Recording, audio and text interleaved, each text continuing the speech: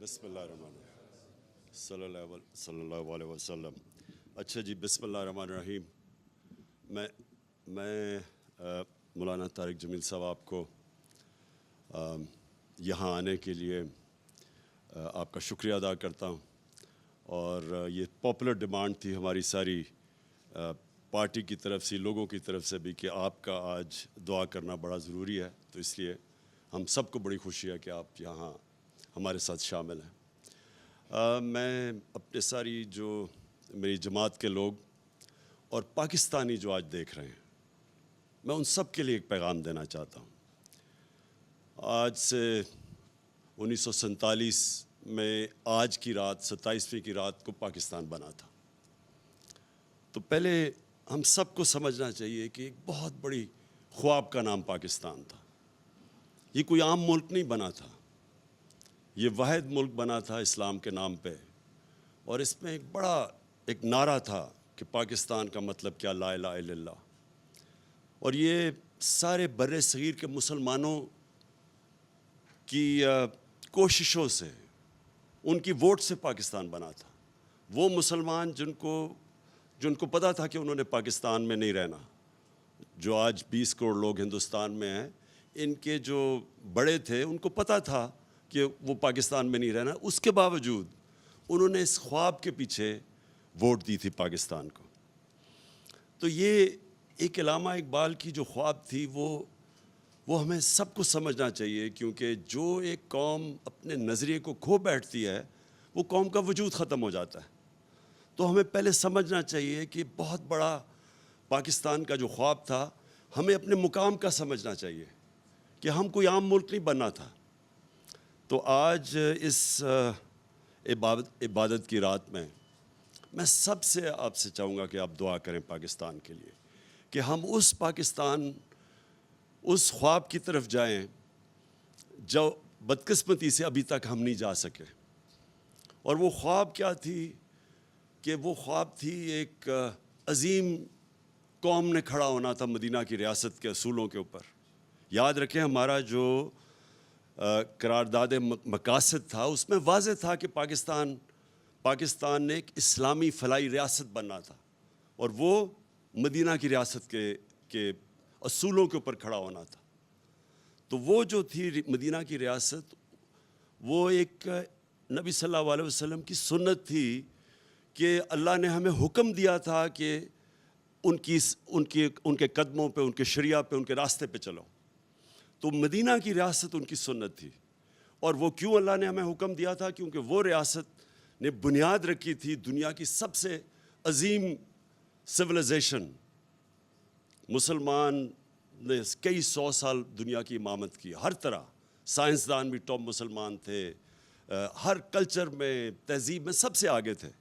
تو اس کی بنیاد رکھی گئی تھی مدینہ میں۔ تو یہ پاکستان کو اس اصولوں پہ ہمیں کھڑا کرنا چاہیے تھا۔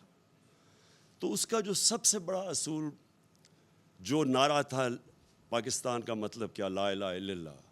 ہمیں پہلے لا الہ الا اللہ کا مطلب سمجھنا ہے۔ لا الہ الا اللہ کا مطلب کہ جب آپ اللہ کے سوا کسی کے سامنے نہیں جھکتے، انسان آزاد ہو جاتا ہے۔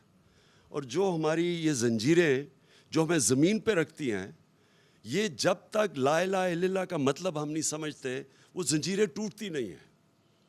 تو ایک انسان اپنے پورے مقام پہ نہیں پہنچ سکتا۔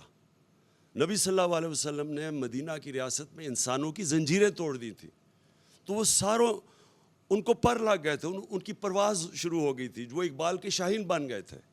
تو اقبال کا شاہین تو بن ہی تب سکتا ہے انسان جب وہ اپنی زنجیریں توڑتا ہے جو ہمیں زمین پہ رکھتے ہیں۔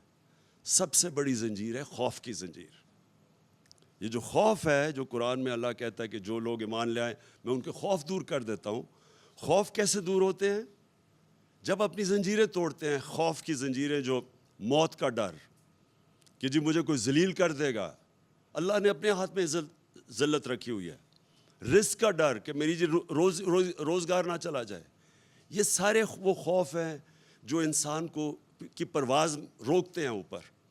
تو علامہ اقبال نے جب کہا نا کہ اس رزق سے موت اچھی ہے، جس رزق سے پرواز میں کوتاہی آتی ہے، تو جو چیز انسان کو روکتا ہے اپنے مقام پہ پہنچنے کے لیے، وہ لا الہ الا اللہ ایک ایسا چیز ہے جو سب کچھ توڑ دیتا ہے، وہ زنجیریں توڑ دیتا ہے.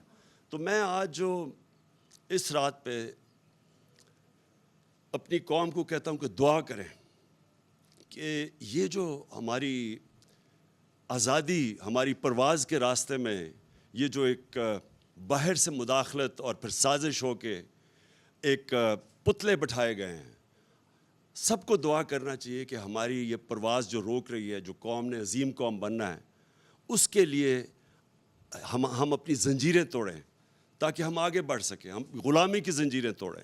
سب کو اس کی دعا کرنی چاہیے، کیونکہ کبھی بھی کوئی انسان بڑا انسان نہیں بن سکتا جس میں ذہنی غلامی ہو.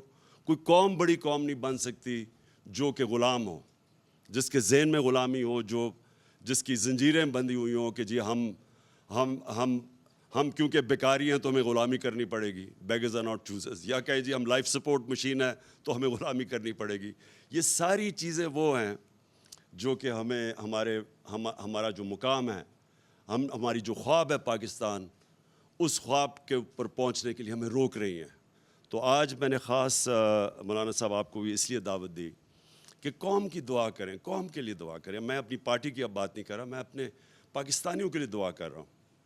اور میں چاہتا ہوں آپ دعا کریں کہ وہ جو ہم نے بننا تھا اس راستے پہ ہم پھر واپس جائیں. جو ہم بدقسمتی سے ہم اپنا راستے گم ہو گئے اور ہم اپنا راستہ کھو بیٹھے، اور ہم اپنے وہ جو پوٹینشیل اللہ نے جو ہمیں طاقت دی ہوئی ہے، جب اس نے کہا میں تمہیں اشرف المخلوقات بنایا ہے، سب سے عظیم مخلوق، کہ جب انسان فرشتوں سے بھی اوپر چلا جاتا ہے لیکن گرتا ہے تو جانوروں سے بھی نیچے چلا جاتا ہے. تو ہم کچھ بھی بن سکتے ہیں، ہم زمین پہ چونٹیوں کی طرح بھی جا سکتے ہیں اور ہم پھر فرشتوں سے بھی اوپر جا سکتے ہیں. یہ ہمارے اوپر ہے، اور یہ تب ہم سمجھیں گے کہ ہم کتنا اوپر جا سکتے ہیں جب ہم لا الہ الا اللہ کا مطلب سمجھ جائیں اور وہ ہمارے دلوں میں آ جائے. شکریہ جی.